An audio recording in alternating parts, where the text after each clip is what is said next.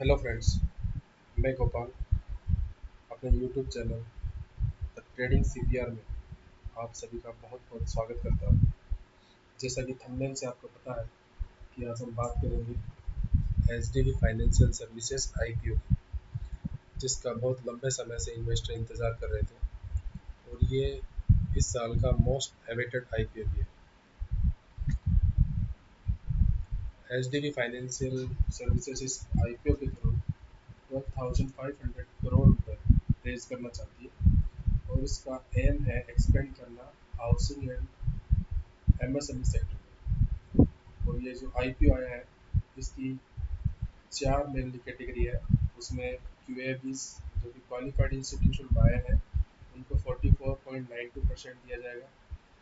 Non institutional investor जो है उनको 13.48% दिया जाएगा। और रिटेल इन्वेस्टर जो आप और हम हैं, उनके लिए 31.44% है। और शेयर होल्डर और एम्प्लॉय दोनों को मिला के 10.16% शेयर इस आईपीओ से रखे गए हैं। और फ्रेंड्स, मैं बता दूं कि ये जो आईपीओ है, ये टोटल फ्रेश आईपीओ नहीं है। इसमें आईपीओ और ऑफर फॉर सेल जो फ्रेश इशू है वो है अप्रोक्सीमेट 2,500 रुपीज़ का। और ऑफर फॉर सेल जो ऑलरेडी शेयर होल्डर है वो बेचेंगे इसको 10,000 करोड़ का और अपने पैसे रेज करेंगे। और ये H D be financial services काफ़ी चर्चा में रहा है, क्योंकि जो जिन इन्वेस्टरों ने लिस्ट होने से पहले इसके शेयर परचेज किए थे, शायद उनको 40 से 55% तक का नुकसान हो रहा होगा, क्योंकि उस समय उसकी रेट 1200 तक चल रही थी और जीएम भी काफ़ी ज़्यादा बताई जा रही थी। तो बहुत सारे रिटेल इन्वेस्टर्स शायद इसमें फंस चुके होंगे। और क्योंकि अभी इसकी जो लॉन्चिंग प्राइस है वो 700 टू 740 के बीच में रखी गई है। और इसकी लिस्टिंग जो होगी वो 2 तारीख को होगी, 2 जुलाई को। आगे देखते हैं ये करती क्या है। एच डी बी जो फाइनेंशियल सर्विसेज है, ये सब्सिडरी है H D F C bank की। और ये एक upper layer N B F C में आती है। जिसको upper layer N B F C के बारे में नहीं पता है तो वो मेरा पीछे वाला वीडियो देख सकते हैं। उसमें मैंने अच्छे से समझाया है कि upper layer N B F C क्या होती है और ये किस किस को लोन डिस्पर्स करती है। ये 3 वर्टिकल में अपने लोन डिस्पर्स करती है, जिसमें है इंटरप्राइज लेंडिंग, एसेट फाइनेंस और कंज्यूमर फाइनेंस। तो इंटरप्राइज लेंडिंग क्या होता है? ये जो लेंड करते हैं एमएसएमई के लिए, उनकी ग्रोथ के लिए, और उनको कुछ इक्विपमेंट परचेज करने हैं, उनके फ्यूचर ग्रोथ के लिए, सैलरीड प्रोफेशनल के लिए, उनके लिए इंटरप्राइजेज लेंडिंग की जाती है। और एसेट फाइनेंस सेकंड जो होता है। एसेट फाइनेंस क्या होता है? तो एसेट फाइनेंस में क्या होता है कि अगर कोई कंपनी अपनी एसेट या व्हीकल कुछ कोलेट्रल के रूप में देते हैं, उसके अगेंस्ट में जो फाइनेंस कंपनियां करती है उनको एसेट फाइनेंस करते हैं। और ये काफ़ी सेफ फाइनेंसिंग मानी जाती है। और कंज्यूमर फाइनेंस जो पर्सनल लोन दिए जाते हैं उनको कंज्यूमर फाइनेंस की कैटेगरी में रखा जाता है। तो ये तीनों वर्टिकल पे ये कंपनी काम करती है। और इसके फाइनेंशियल की बात करें तो फाइनेंशियल्स में एसेट की बात करें तो जो 31 मार्च 2023 को इसके एसेट थे 70,050 CR के, जो कि बढ़ के अभी 31 मार्च 2025 को हो गए 1,08,663 करोड़। और अगर हम रिवेन्यू की बात करें, जो कि 31 मार्च 2023 को 12,402 करोड़ था, जो कि 31 मार्च 2024 में 14,171 करोड़ हो गया। और 31 मार्च 2025 की अगर बात करें तो ये 16,300 करोड़ हो गया। और पेट की बात करें तो दोस्तों, पेट में थोड़ी गिरावट है। 31 मार्च अगर 2023 की बात करें तो 1959 करोड़ का पेट था। जो पेट जिनको नहीं पता है, प्रॉफिट आफ्टर टैक्स। और 31 मार्च 2024 को ये बढ़ के हो गया 2460 करोड़। और 31 मार्च 2025 में ये गिर के आ गया है 2175। इवन दो पेट कम है लास्ट ईयर की तुलना में, बट स्टिल इससे इसके ग्रोथ की ट्रेंड का पता लग रहा है कि काफ़ी ग्रोइंग बिजनेस है। और अगर हम EBITDA की बात करें तो जो 6251 करोड़ था 31 मार्च 2023 को, वो हो गया 9512 31 मार्च 2025 को। और नेटवर्थ की बात करें तो 31 मार्च 2023 को 10,436 करोड़ थी, जो बढ़ के हो गई 31 मार्च 2025 को 14,936 करोड़। और बोरोइंग की बात करें तो 31 मार्च 2023 को 54,865 करोड़ की बोरोइंग थी, जो 31 मार्च 2024 को बढ़ के 74,330 करोड़ हो गई। और 31 मार्च 2025 को ये बोरोइंग हो गई 87,397।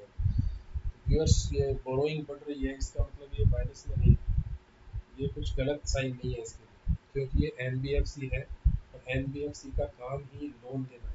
तो जितना ज़्यादा ये लोन बोरो करेगी, जितना ज़्यादा ये बोरो करेगी, उतना ही ज़्यादा तो लोन डिसबर्स कर पाएगी। तो ये इसकी स्ट्रेंथ को दिखाती है कंपनी को, ये बोरोइंग लगातार बढ़ रही है ताकि ये ज़्यादा से ज़्यादा लोन दे सके। अब अगर इसके इंडिकेटर्स की बात करें तो रिटर्न ऑन इक्विटी इसका है 14.72%, debt to equity ratio 5.85%, 5.85, price to book value 3.72 है, मतलब थोड़ा सा ज़्यादा पे बुक वैल्यू है। वैसे अगर हम पीयर का जब कंपैरिजन करेंगे तो हमें पता लगेगा कि ये ज़्यादा है कम है क्या है, जिसके पीयर कंपैरिजन में बताएंगे। और पोस्ट इशू इसका EPS अर्निंग पर शेयर है 26 रुपीज़ 29 पैसे। और अगर मार्केट कैपिटलाइजेशन की बात करें तो है 61,253। तो पीयर कंपैरिजन करते हैं, इसके लिए हम स्क्रीनर.इन पे चलते हैं।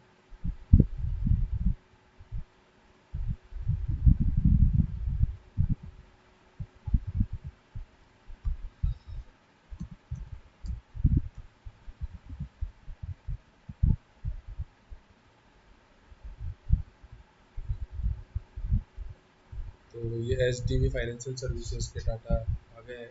रिटर्न ऑन कैपिटल एम्प्लॉयड इसका 9.79% है, और प्रमोटर के पास अभी इसकी हिस्सेदारी जो है वो 94.5% है।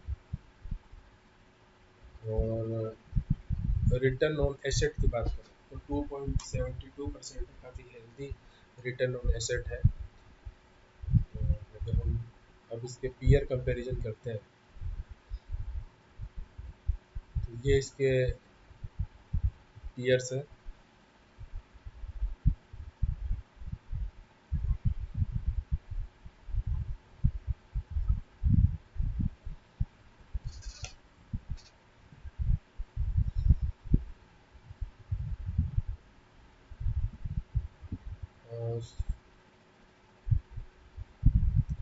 एक्चुअली इसमें जो पीयर्स ग्रुप है वो कुछ अलग दिए हुए हैं, हम बजाज फाइनेंस का निकालते हैं उसके बाद।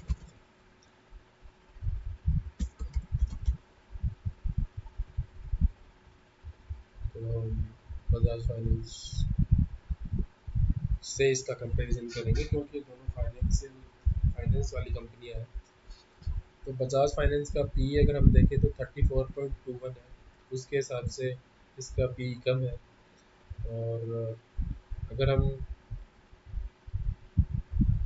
बजाज फाइनेंस के पी की बात करें तो बजाज फाइनेंस का जो पी है, सॉरी, उसका बुक वैल्यू है वो 156 है, और स्टॉक का पी 34.2 है, ROC 11.3 है, और रिटर्न ऑन एसेट 4.38 है। अगर हम इससे हम कंपैरिजन करें तो हमें लगता है कि जो कंपनी है ये अपने फेयरली प्राइस्ड है। और अगर हम जीएमपी की बात करें तो जीएमपी अभी इसका 7 to 10% तक चल रहा है, और मैं भी अभी जब लिस्ट होता है उसके बाद में थोड़ा बढ़ जाए तो हो सकता है, इट्स प्रोबेबिलिटी है लिस्टिंग गेन होने की। तो अब हमें करना क्या चाहिए, व्हाट टू डू। सब इन्वेस्टर के दिमाग में यही क्वेश्चन होगा कि हम करें क्या। We have to invest in IPO और not। देखो इसमें बहुत ही सिंपल है, अगर आप लिस्टिंग गेन के लिए केवल आईपीओ में इन्वेस्ट करना चाहते हैं तो आपको 7 से 10% जो अभी जीएमपी चल रहा है उसके हिसाब से आपको प्रॉफिट हो सकता है। और मैं तो कहूँगा कि ये एनबीएफसी वैसे अगर देखा जाए फाइनेंशियली और ग्रुप वाइज भी काफ़ी स्ट्रॉन्ग कंपनी है, तो इसमें लॉन्ग टर्म के लिए हम निवेशित रह सकते हैं। और तो आपका इन्वेस्ट करना न करना ये सब कुछ आप पे डिपेंड करेगा और अपने फाइनेंशियल एडवाइजर से सलाह लें। और अगर मेरी बात की जाए तो मैं इसके लिए ज़रूर अप्लाई करूँगा इन डिटेल के लिए। तो आज के लिए बस इतना ही, और फिर नए वीडियो के साथ आपसे मिलेंगे। तब तक के लिए जय हिंद।